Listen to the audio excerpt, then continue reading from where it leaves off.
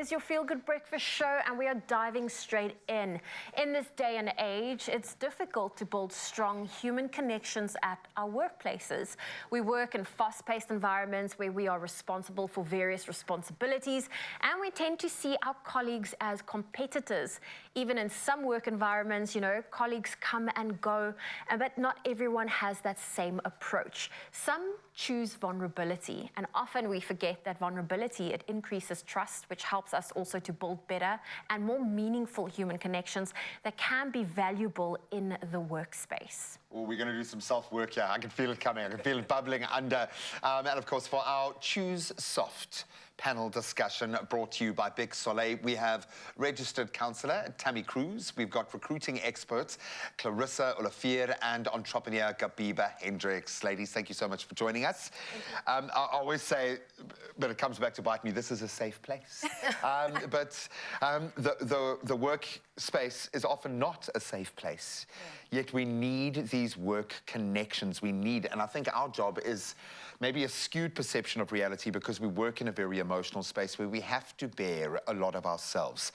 Maybe a good place to start is why it's important to do that. Before we look at the negative repercussions and the knock-ons, tell me, why do we need a little bit of vulnerability? What does it add to a working environment?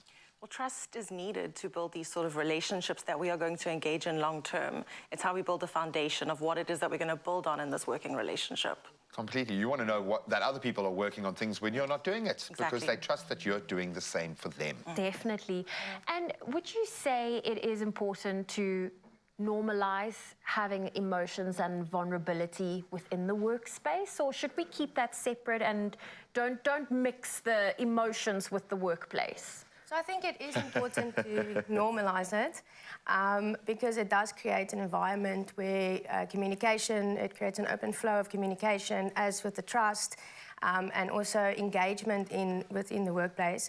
But I also think it's important not to overshare and to understand what emotions you can bring to work and not. So I think a lot of people need to look at emotional intelligence in order to determine the audience that they're working with. Gabiba, you're nodding your head there. You're like, oh, I can see you going back through your life path, correcting mistakes you've made, improving on little bits and pieces. It all gets very real very quickly when you've got to actually go and put this into action, when it's your own business, when it's your own team, when you've got to get them motivated. What motivates people around you more? Is it you showing a softer side, hang on, I'm human and I need you guys to get behind me now? Or is it you being the draconian, okay, if you don't do this, you're out the door kind of a vibe? What yields the best results for you? Showing that you're human. Really? Yes. The stern and hard effect normally gets received they cut off immediately.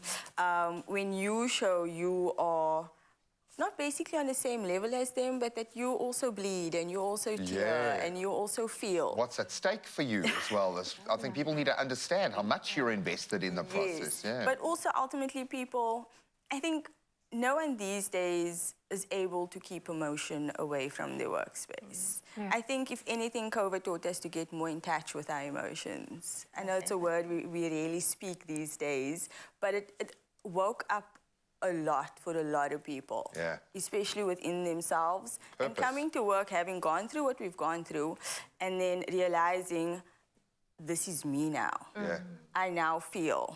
I've now lost. Yeah, people are being forced to connect with that, And also being in the industry that I'm in, they come to you as vulnerable as possible. And you just have to accept it. For sure. Tammy, what do you do in a situation where, let's say, the person you are reporting to is someone that is more in touch with their vulnerability and their emotional side, to the point where you feel like serious matters you can't approach them to? You first have to check with the colleagues, like, is he in a good mood? Is he... Will I get fired today or not? Where do we draw that line? Because I think everyone's emotional intelligence is different. I mean, drawing the line is really hard because that is going to be different for everybody. Yeah. But I think if you are showing up vulnerably and saying, hey, actually, I'm struggling and I know you're having a difficult day. I can tell that sort of something's off, but I really need to come and talk to you about this thing. Vulnerability isn't crying every day at not office. weakness. No, it's saying, It's not hey, I'm weakness, struggling, yeah. or hey, the way that you spoke to me this morning was really difficult and it's actually really brought something up for me and I thought we could touch base on this. Yeah, because there's generally a reason on both sides of that coin. Clarissa, it's almost becoming important that you understand a person's EQ as much as what their other talent kind of set in looking in that working environment. How much do you feed off the emotional person that you see? How do you even delve into that because these days, the right person for the right job, that fit is going to be purpose-driven, is going to be an emotional question. It's not just, did I study this, can I get that job? And I think companies are finding that out in a big way right now. Definitely. So I think when it comes to emotions and emotional intelligence within someone that you work with, especially employer to employee relationship, I think that helps when you look at growth, where the person is going and how you're going to get that person to get to the point where they want to get to. Empower because them, yeah. certain people need certain emotional structures and support, where someone else is a bit more driven or doesn't always necessarily need those pushes the whole time. They can just on their own grow and feed off what they need. Yeah. I love that, and I'm so glad that companies need to think like that. Well, I think the workforce of today is a very different workforce. So we're like, why must I come work at your company? Not like I need a job. The which roles is have switched. which is great because again, it speaks to purpose. Yeah. Definitely. Habiba, have you ever found yourself in an environment where you've had to foster that energy of vulnerability, where people can trust you and create that trustworthy environment that some people seek within a workspace? Yes, I have. Was it an easy one? How did you do it? I would like to say with my fantastic good looks and personality. Yeah, exactly. But not everybody is forthcoming. A lot of people are still very closed off. A lot of people need that nurture in a direction, but more a limitation, I would say, for how you want that person to come across and be vulnerable. Because like It's got to be strategic, if that makes sense. Yes, Strategic basically. emotions, but it's a thing, Strategic analyzing and also ensuring that the person knows it's a safe space.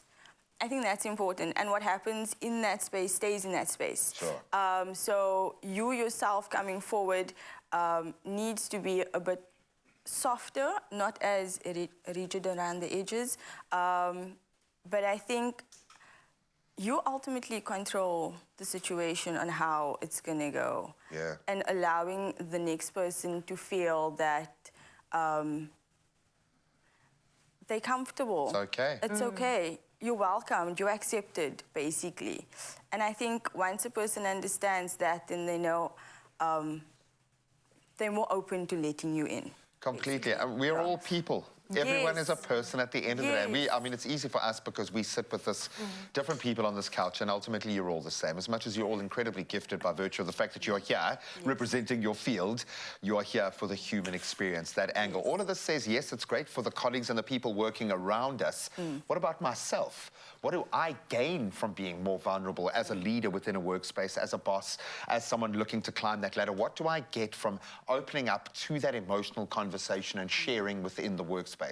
I get the most amazing response from my colleagues. I get lots of hugs, and we all cry together generally. Why? Because we've got this constant fountain of amazing inspiration like artists like these.